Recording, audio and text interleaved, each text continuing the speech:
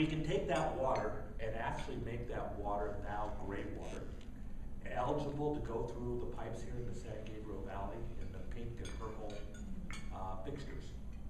Very close to potable water, but not quite. But we're going to basically have the ability to treat up to 3.29 million barrels of water per day. Don't ask me how many gallons that is. I've got to get out a very large calculator to be able to do it. That will probably be our first operation. It's very cost effective, and the resulting areas is no groundwater. We have this unit operating right now in Huntington Beach. Most likely, and probably you don't know, this was news to me, where's one of the greatest producing oil regions in the United States? Kern County. Kern County. Exactly what you would fly over if you flew over to there. That's where our operation is probably going to make our. Just over the Bakersfield. Yes. Now, all through that. We already have a signed contract with Mobil Oil and Chevron to provide these units. We can do it at a much lower cost than they can. Desalinization is what everyone thinks about. Several problems in California running a desalinization plant. First of all, we have to put an intake structure in to pump the water out of the ocean. Big problem. If you don't realize what it takes to get permits to put an intake structure in, but we also have to have a discharge function. Very difficult here in California to get this done. We started today, maybe 20 years from now, to be able to get the permits to start the operation.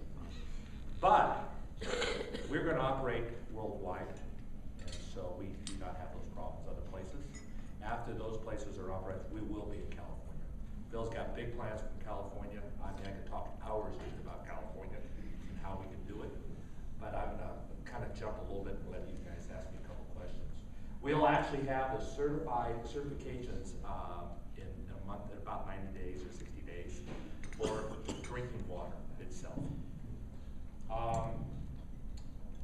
Let's see, we can produce as much as 386 gallons of water per hour for this. Now, let me tell you, these units are 40 feet long, 8 feet wide, and 8.5 foot tall. Basically, it's a round vessel with a couple pumps added to it. That's really all there is to it. Very simple, not expensive. The cost we estimate for the units themselves to be $200,000. So it's not expensive operations. We can produce. This is your vacuum distillation? Yes, and that's the photograph or what it's going to look like. We essentially can produce the water for the wholesale cost of the water. Our model is set up for $540 to $580 per acre foot is what we're set up for. That was the wholesale price of water before our local water district decided to raise it to $800 and something, $780, so they can fund the pensions. Don't need to go into that. We're not political organizations. The operation we got in Huntington Beach right now, currently operating is 2,400 gallons per hour. It's been certified. When feed water comes in, for those chemists in here, about 24,000 parts per million. The water comes out at 540 parts per million. Your water out of your tap is in the neighborhood of 500. So you can see a little bit how this works. It's still not quite. We want to improve upon that. There's other operations. Sanitation. The first project that we think we can handle, we think we can take all the water that comes out of the Hyperion discharge in Los Angeles, treat that water, ship that water to Lake Matthews, which is just a few miles here, flow downhill to Colorado River, and we think we can replace the entire need for agriculture in the Central Valley, or the Imperial Valley, with the water. Huge, huge project. This morning in the paper, if you didn't notice, there was a long-term MDW, or Metropolitan Water District, court action that canceled the new agreement they made.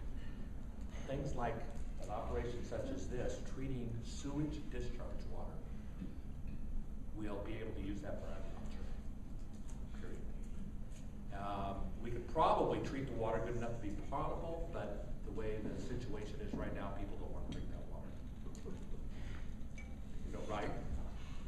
I'd be willing to go over and grab a glass of water and drink it, but you know, if you're gonna pump it into your pipes, into your children and everything, nobody wants to do it.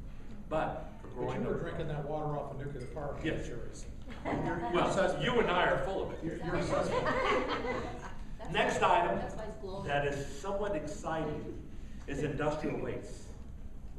Believe it or not, we could put a little unit at this little Superfund site over here in San Gabriel Valley to treat all that water that people are talking about when they're talking jet fuel.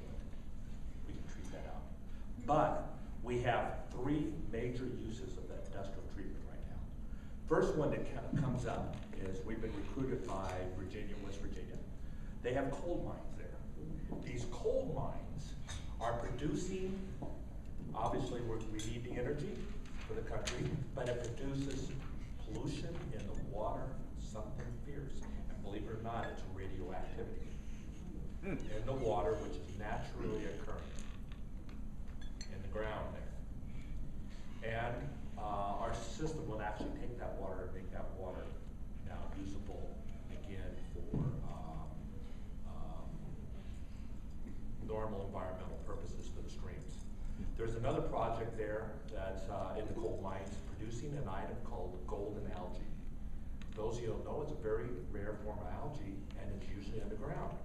But when they produce the coal and dig the coal up, all of a sudden this golden algae gets lifted up into put into the normal streams, and it's killed all the fish in several streams.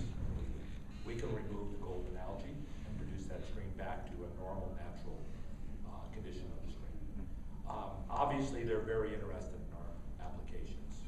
Next item is the oil shell in Colorado and central United States. I don't know if you know how they do this, but they use water pressure to bring the oil out of the oil shell. Now, water is now totally polluted, can't be used. We can treat that water. We don't plan on selling any equipment. Essentially, we're going to own and operate and install, train, and manage the facilities in as many as 105 to 115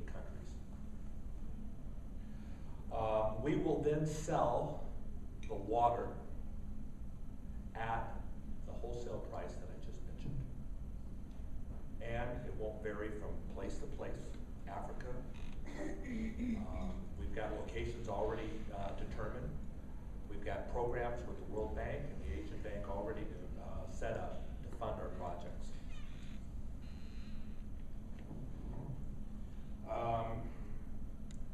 We're about 50% below current suppliers, and maybe even a little bit. We're estimating a little high. We really honestly think we can do it for about a third. We're divided up already in 14 global strategic regions, 105 countries, and we've already have international operations set up all over the world for this. And we have managing directors in almost all those 14 regions of the world now. Almost endless opportunity for new operations. We keep getting approached by people. Chile just was talking to us this last week. Matter of fact, I think Bill was going to be here today. I think he's talking to Chile today at LAX. Right now, I think, I know my time was real short. I think I put right at the 15